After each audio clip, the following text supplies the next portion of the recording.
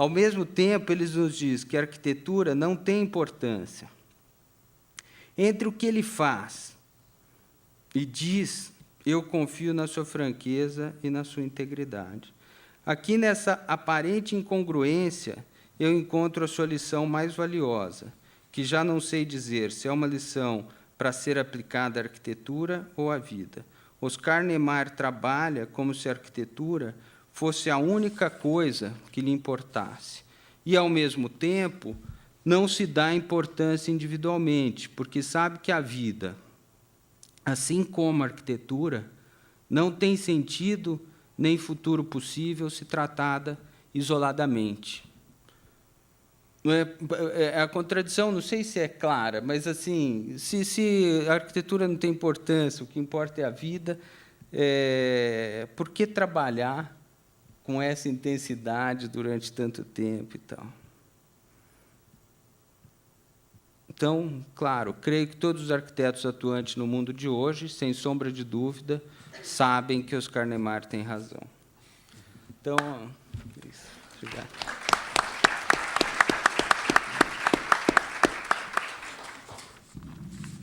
Lendo o texto.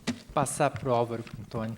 Queria aproveitar, queria agradecer, Lauro, enormemente o convite, dizer que é um convite que foi realizado faz 6 meses, 5 meses, e esse ano passou muito rápido, e ainda foi em virtude de um texto que a gente escreveu para a Arquitetura Jorduí, um número dedicado ao Oscar Niemeyer, que saiu esse ano, um número especial. Eu até trouxe o texto aqui, mas eu vou ler rapidamente, pedir essa licença a todos, porque a gente que fez a tradução, e, no entanto, na hora da edição, eu senti que, a hora que houve um copydesk ou uma redução do texto, ele perdeu um pouco o sentido. Eu queria ler em português, mas não é para agora. Mas eu queria falar desse convite, e aí, nesse sentido, está parecendo, espero que a seleção brasileira do próximo ano não seja assim, seja mais combinado tudo. Eu tinha imaginado, assim, eu fiquei super feliz pelo convite do Lauro, por estar aqui, e depois eu não sabia quem participaria, e aí, recentemente, fiquei sabendo que estaria com o Ângelo na mesa, e fiquei mais feliz ainda. E imaginei que isso que não foi combinado, eu gostaria de trazer algumas imagens para falarmos juntos das coisas que vimos, porque eu acho interessante falar o seguinte: o Niemeyer, Oscar Niemeyer, nunca foi o nosso professor. Eu e o Ângelo estudamos na FAU-USP, mas, no entanto, ele foi o nosso professor também, mesmo não estando nos vazios da FAU. Eu me lembro claramente dele presente. É um pouco se remeter àquele texto do professor da ITSAB de Barcelona, o Joseph Ketglas, que é um texto onde ele incita os alunos a abandonarem as salas de aula, desertem as aulas, onde ele fala de uma escola incrível, que é uma escola onde todos os professores chegam na hora, eles sempre estão ali a serviço dos alunos, eles são sempre estão sempre sujeitos a darem classes, as aulas. E aí ele pergunta aos alunos: vocês sabem de que escola eu estou falando, né? E eu estou falando da escola de vocês. Eu acho que ele está imaginando a escola lá de Barcelona. E todos esses professores estão na biblioteca. É o Le Corbusier, Alvar Aalto, Mies van der Rohe. E, de certa maneira, Oscar Niemeyer sempre esteve na nossa biblioteca, lá na USP. E eu lembro, pouco que eu lembro, porque eu acho bonito isso que o Lauro falou, imaginar. Hoje, no almoço, eu estava com o Ciro, a gente estava falando justamente disso, de que se a República tem 200 anos, o Niemeyer viveu meia República. Se o Brasil tem 500 anos, o Niemeyer viveu 1/5 da nossa história. Né? Isso tudo é muito significativo. Mas não é nada que nos distingua disso tudo, porque a gente já está beirando 50.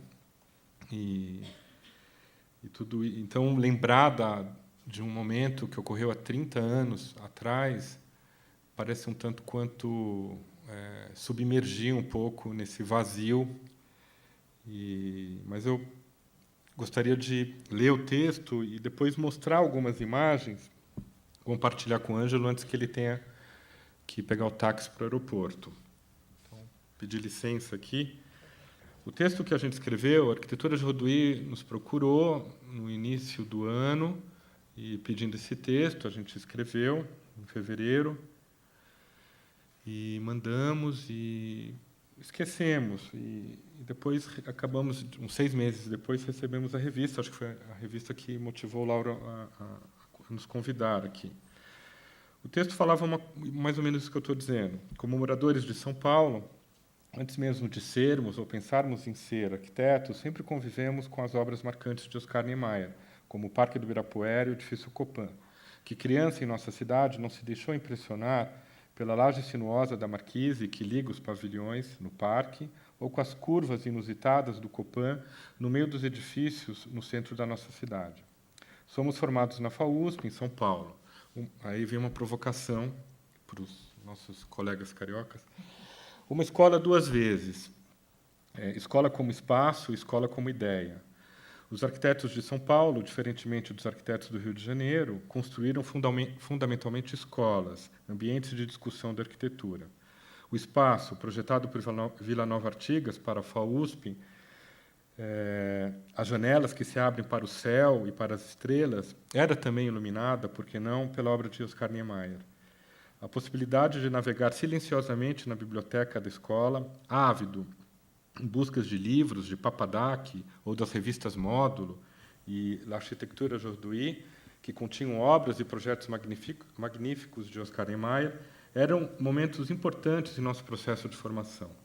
Museu de Caracas, UP de Grácia ou Plano Paranegev, projetos não construídos, estudávamos em detalhes, como fosse possível construí-los em imaginação.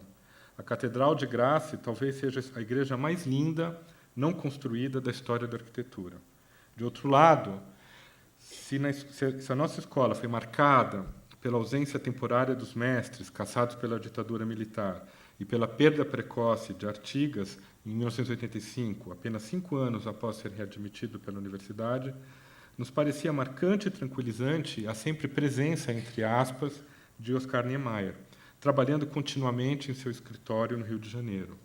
Sua ausência, nesse momento, no momento que a gente escreveu o texto, é sentida, e talvez ainda seja, com certeza.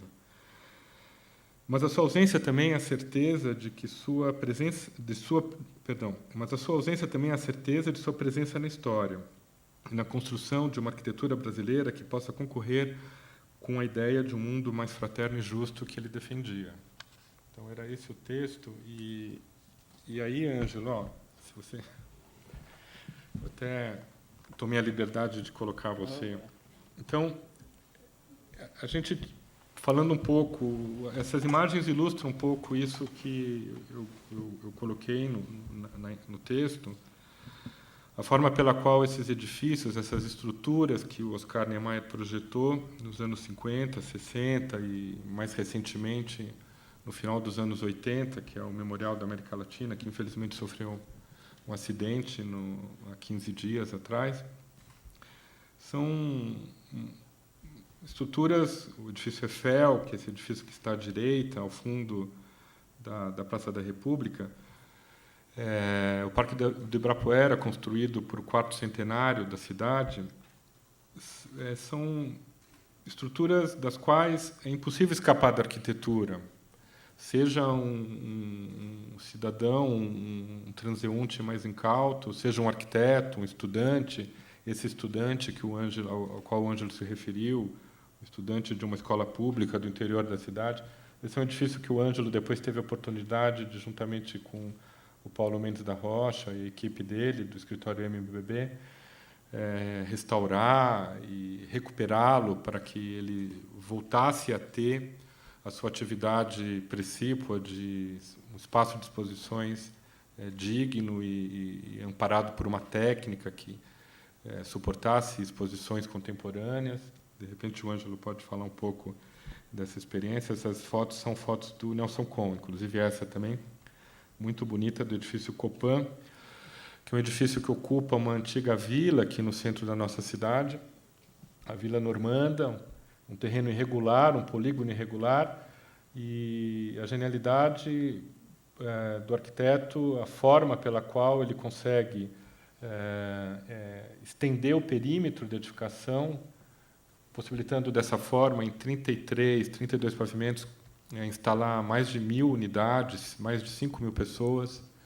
É um edifício, infelizmente, o edifício anterior, que é esse que faz a fachada da Avenida Ipiranga, que seria um hotel, foi depois adquirido pela mesma empresa que adquiriu a estrutura, que finaliza a obra, que é o Banco Bradesco, e ele acabou um pouco se desconectando desse conjunto, porque era facilmente imaginável que esse chão poroso, como se diz hoje, provido de lojas e serviços do Copan, se estenderia naturalmente ao lobby ou ao espaço inferior do hotel. A lâmina do hotel está soerguida do solo, então todo esse embasamento, que hoje é agência e, portanto, fechada, necessariamente dotada de alguma forma de segurança, acaba gerando uma parede cega para uma rua que é uma rua projetada por um arquiteto. Uma cidade como a nossa, de São Paulo, é incrível contribuições como essas, de obras de arquitetura que acabam, no final, gerando uma placa azul, que é a forma pela qual aqui em São Paulo a gente denomina os espaços públicos. São raríssimas as vezes em que isso ocorre. Talvez essa seja uma rua que ela não é exatamente uma rua pública, mas ela pode ser apropriada dessa forma.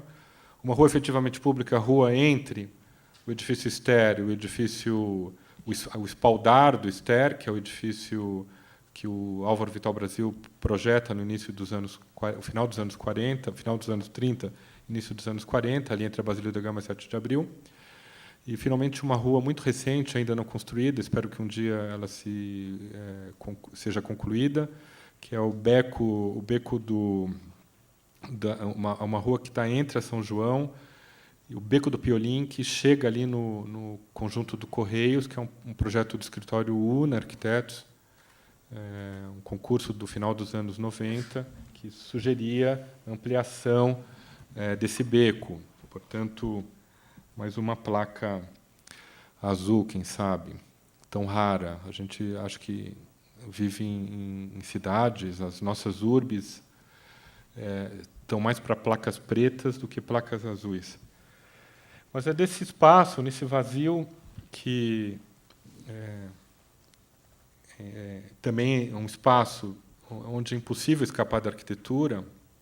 Eu e o Ângelo fomos alunos aí, somos atualmente professores, fomos alunos dos professores. Hoje nós temos os nossos alunos, que serão os professores. Então, essa ideia de continuidade, de uma inteligência que vai se construindo, eu acho que é uma das características da arquitetura desenvolvida em São Paulo, que, diferentemente do Rio de Janeiro, tem uma origem na iniciativa privada.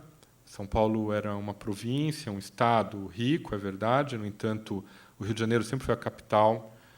Até hoje, a cidade do Rio de Janeiro é magnífica, sobretudo pelos espaços públicos, a forma pela qual a cidade, a infraestrutura dos seus espaços de vivência, sobretudo ali no centro, a área central do Rio. Eu não conheço centro tão magnífico e bonito no mundo como o centro do Rio de Janeiro.